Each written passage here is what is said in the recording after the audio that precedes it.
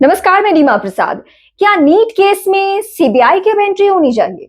क्योंकि एसआईटी का गठन बहुत पहले हो चुका है। एसआईटी ने जिस जिस स्तर पे लापरवाहियां की वो सबके सामने है। सीआईडी की एंट्री हो चुकी है, वो अपने हाथों में इस जांच प्रक्रिया की कमान ले चुकी है।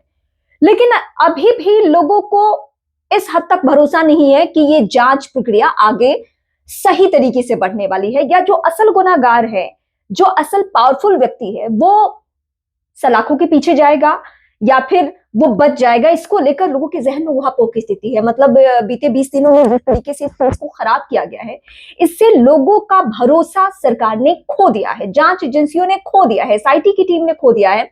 और फिलहाल अगर सीआईडी की एंट्री हो भी चुकी है तो बहुत लोग यकीन नहीं कर पा रहे। तो इसीलिए सवाल ये अहम है और कुछ लोग आवाज उठाना शुरू कर चुके हैं कि क्या इस पूरे मामले में सीबीआई की एंट्री बहुत जरूरी है, क्योंकि सीबीआई के जरिए ही जब जांच प्रक्रिया आगे बढ़े तो फिर शायद दूध का दूध पानी का पानी हो सके। लेकिन मैं आपको फिर याद दिला दूं कि इस पूरे केस को बहुत हद तक खराब कर दिया गया है। सबूतों से इस हद तक छेड़छाड़ की गई है कि इस बात की गुंजाइश ना के बराबर है कि अगर देश की सर्वोच्च जांच एजेंसी सीबीआई की भी इसमें एंट्री हो जाती है तो शुरुआती वक्त के सबूत ही नहीं मिल पाएंगे। ये स्थिति है। शंभू हॉस्टल में जाकर अलग अलग तरीके से जो थानेदार सस्पेंड हुई थी, उसने अपने ड्राइवर को भेजकर सीसीटीवी का डीवीआर, जिसमें सब कुछ स्टोर होता है, उसे मंगवा लिया था। मतलब इस हद तक लापरवाही इस पूरे केस में हम देख चुके हैं।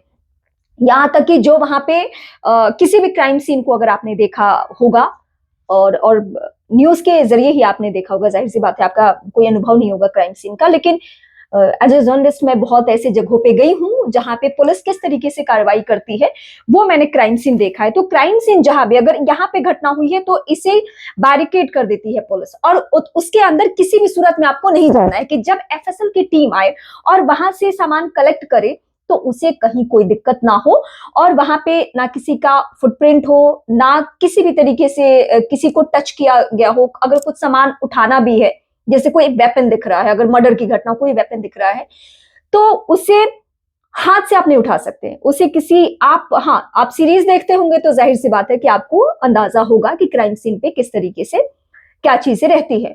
अब खबर ये भी आई कि शंभू हॉस्टल में एक बेडशीट था, संभवतः पीड़िता का बेडशीट था, उसे धुलवा दिया गया था। किसके इशारे पर यह हुआ? इसे ही कहते हैं सबूतों से छेड़छाड़। अगर लड़की के परिजनों ने लड़की के कुछ चुनिंदा कपड़े प्रोवाइड नहीं किए होते और उनको अगर जरा सा भी उनसे लापरवाही हुई होती तो शायद वो एफएसएल की रिपोर्ट जिसमें लड़की के कपड़े पर स्पर्म होने की बात सामने आई थी वो नहीं हो पाता। तो इस हद तक इस केस में जांच प्रक्रिया को प्रभावित करने की और खराब करने की जांच को कोशिश की गई है, और इसीलिए लोगों को यकीन बिहार के किसी भी अधिकारी पे है ही नहीं। और वो चाहते हैं कि अब केंद्र सरकार की जो जांच एजेंसी है सीबीआई, देश की सर्वोच्च जांच एजेंसी, सबसे भरोसेमंद जांच एजेंसी, वो जांच करे और उसकी जांच प्रक्रिया में जो 2-3 हाई प्रोफाइल लोगों का जिक्र आ रहा है वो सलाखों के पीछे जाएं या उनके बारे में पर्दाफाश हो और पता चले कि शंभू हॉस्टल में क्या हो रहा था, ये खेल कितना पुराना था।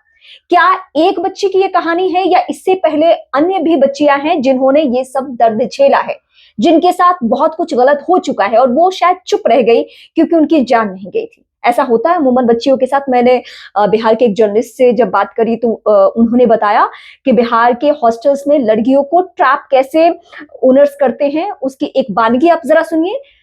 लड़की अगर अपने किसी पुरुष मित्र के साथ, सो कॉल्ड अपने बॉयफ्रेंड के साथ या अपने किसी पुरुष फ्रेंड के साथ बाहर घूम रही है, या उसको वो हॉस्टल छोड़ने आ रहा है, चाहे वो बाइक से छोड़ने आ रहा हो, गाड़ी से छोड़ने आ रहा हो, मतलब कार से, उसका फोटोग्राफ से आप वीडियो बना लेते हैं उस लड़की का और फिर उसे दिखाया जाता है वो वीडियो और कहा जाता है कि अगर आप हमारे कहे मुताबिक नहीं चलोगे तो ये वीडियो हम आपके परिजनों को भेज देंगे।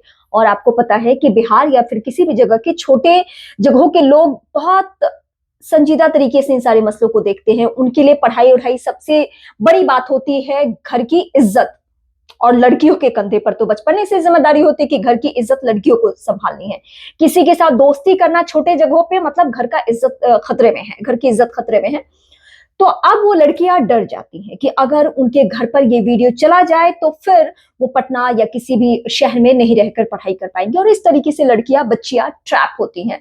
तो मेरा सवाल ये है कि अगर ये एक बच्चे की कहानी नहीं है, तो जाहिर सी बात है कि अगर सीबीआई की एंट्री ना हो या बहुत उच्च स्तरीय जांच ना हो तो ये पर्दाफाश नहीं हो पाएगा। आप याद कीजिए मुजफ्फरपुर शेल्टर कांड, अगर उसमें उस तरीके से मीडिया प्रेशर नहीं होता या जांच प्रक्रिया बहुत प्रेशर के साथ आगे नहीं बढ़ी होती, तो शायद वो जो असल गुनहगार था, जो मास्टरमाइंड था, जो अपने पावर का इस्तेमाल करता था, जहां पे रसूखदार और पावरफुल लोग पहुंचते थे, उस केस को भी आप समझिए कि वो केस शट डाउन ही था।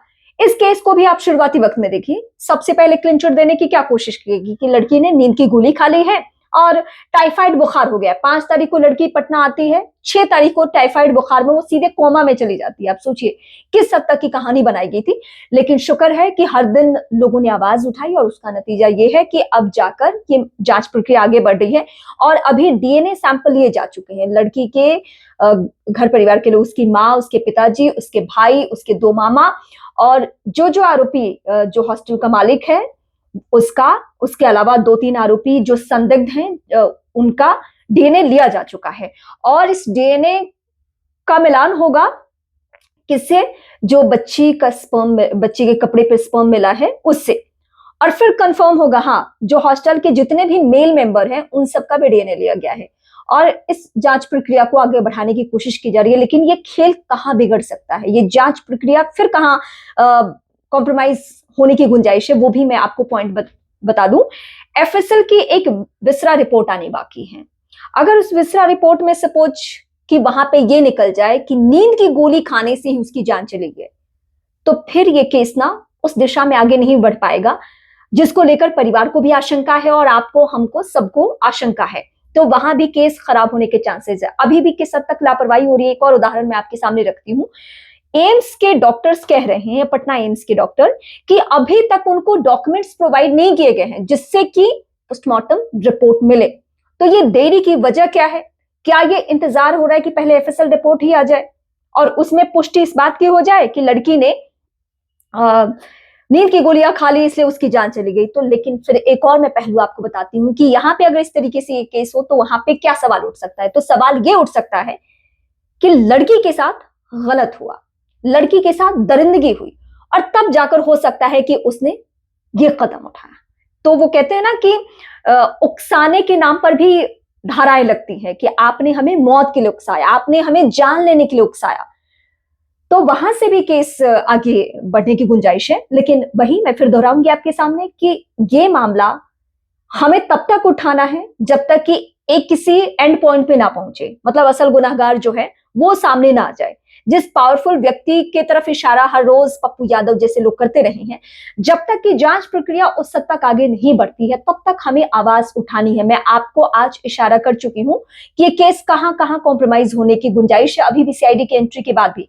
भले ही सम्राट चौधरी का स्टेटमेंट क्या है कि अपराधियों, जो भी गुनहगार लोग हैं उनके ऊपर फूल माला नहीं मिट्टी चढ़ना है। ये फिल्म डायलॉगबाजी है। अभी पूरे केस को किस तरीके से खराब किया गया है सम्राट चौधरी की मौजूदगी में ही आप सब देख चुके हैं। मेरी आपसे आखिर में फिर गुजारिश है कि आप हमारे साथ बने रहिए, मतलब हमारे साथ मतलब वो उन तमाम लोगों के साथ जो इस केस पे रोज दिन आपसे आके बात कर रहे हैं और आवाज उठा रहे हैं। और साथ ही कमजोर नहीं पड़ना है, क्योंकि एक बच्ची की लड़ाई नहीं, हजारों लाखों पटना की और बिहार की बेटियों की लड़ाई है। और इसके लिए जिस हद तक हमें जाना होगा हम जाएंगे।